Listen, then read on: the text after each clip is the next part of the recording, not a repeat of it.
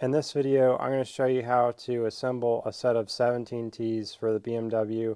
This one is an odd set that it's the first time I worked on these, and if you've been following my videos, I've been working on these for almost 2 months now trying to get them together and ran into constant problems. I'll show you some more problems I ran into in addition to ones I didn't post before. So before I get started, I wanted to take some measurements of what the journal bearing should be because it's an odd measurement.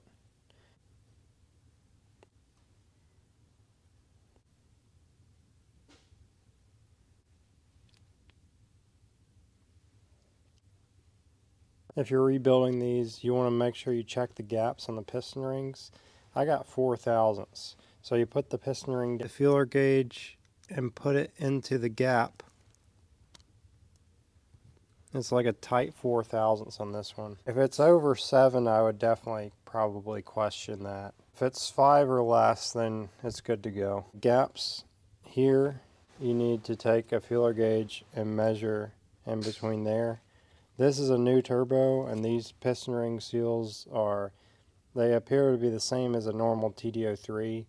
The front seals are the same as TD04. This is an oddly built turbo, so it's basically has bearings that are not normal size. The thrust bearings, I did have to just take a TD04 bearing and I drilled a hole here for the alignment pin. And the alignment pin is actually smaller than the normal TD04, so I had to go with a smaller drill bit size. I made a stack of extra ones in case people are needing them too, so I drill all these. Before you put anything together, make sure that the 2 bearing housing clips are in there that hold the journal bearings in place. Make sure everything's really clean. So this has already been pressure washed. The journal bearings and all the individual parts I've already rinsed and gassed and then aired them off. So it will remove all the previous oil.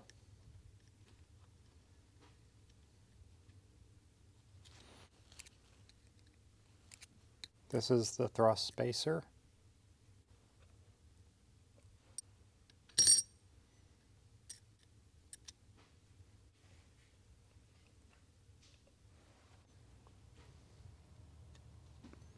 This O-ring is the same for TD03 and TD04. Just make sure these edges right here are not sticking up. So I've already filed these down. A lot of the deflectors I've been getting lately don't have to have that done. Anything that we sell, it's already right when you receive it. You could take this piston ring seal and check the gap on the seal plate to make sure that the piston ring will close. That's just for confirmation that it will seal and there will not be any oil leaking out of there. But it's very unusual for that to wear out front. On the back it's more common. So you just want to look through here, identify where the gap is, and just kind of wiggle it into place, making sure that the piston ring seal is going in there. And it snaps in like that. And then make sure the deflector is all the way down inside of the pocket here, because if it's not and it's sticking up over it, it means this piece is not all the way down, and when you assemble it, it's going to be locking up.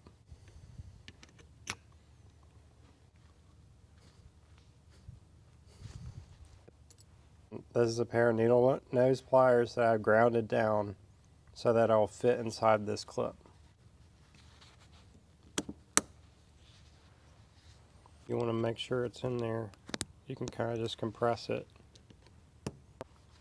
Flip it over.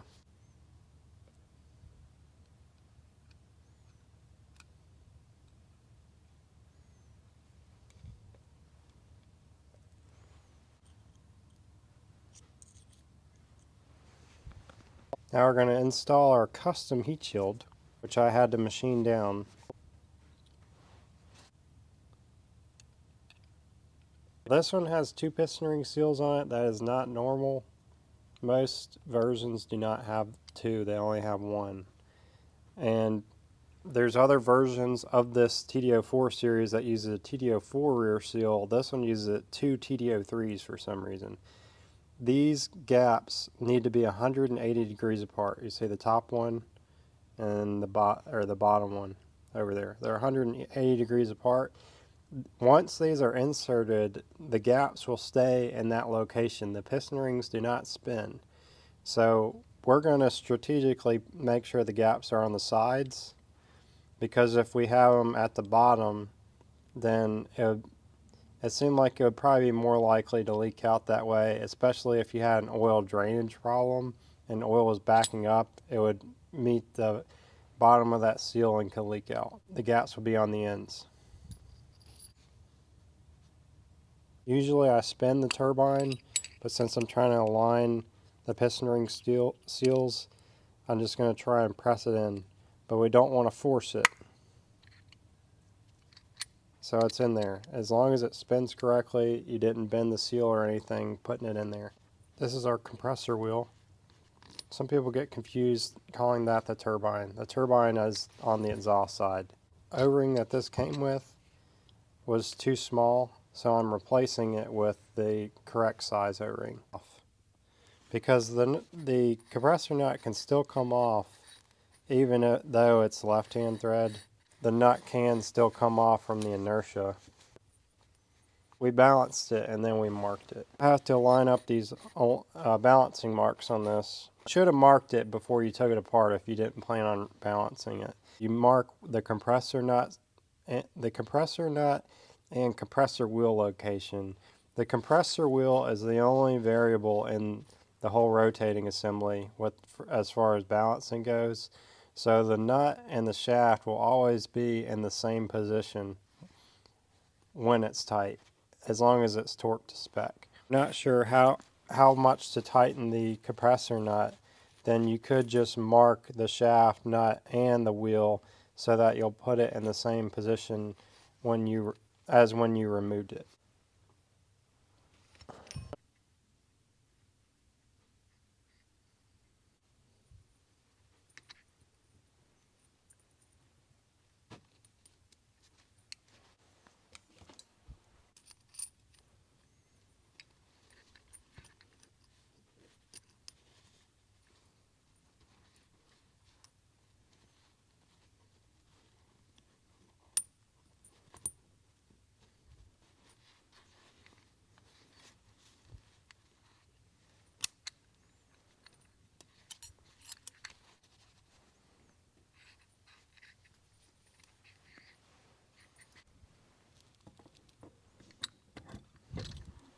I'll line that pin there.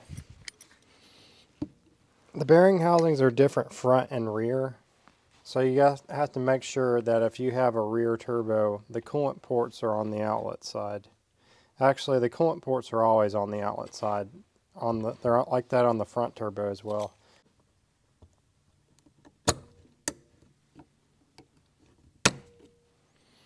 I always make sure that I pry this clamp back on these corners,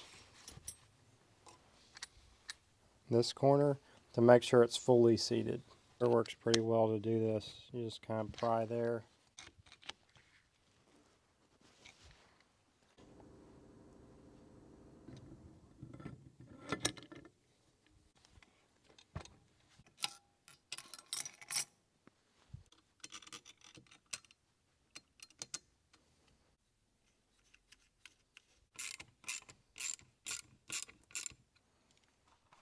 I wanted to quickly show you why I had to alter the Vband clamp.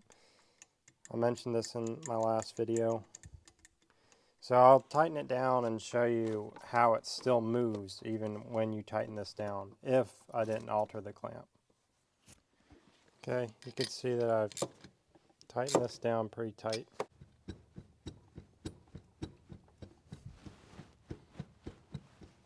Here's after I put the altered clamp on.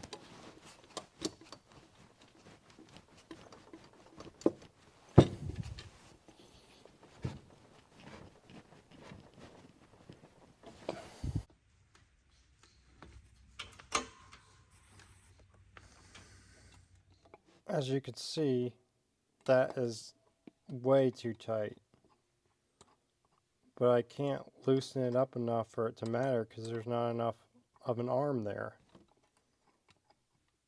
This arm needs to be in this direction, and So the reason why it's like this is because this is made for a 5 series or a 1 series turbo, and this, like, they're in that direction for a 5 series or 1 series, but they're in this direction for the 3 series.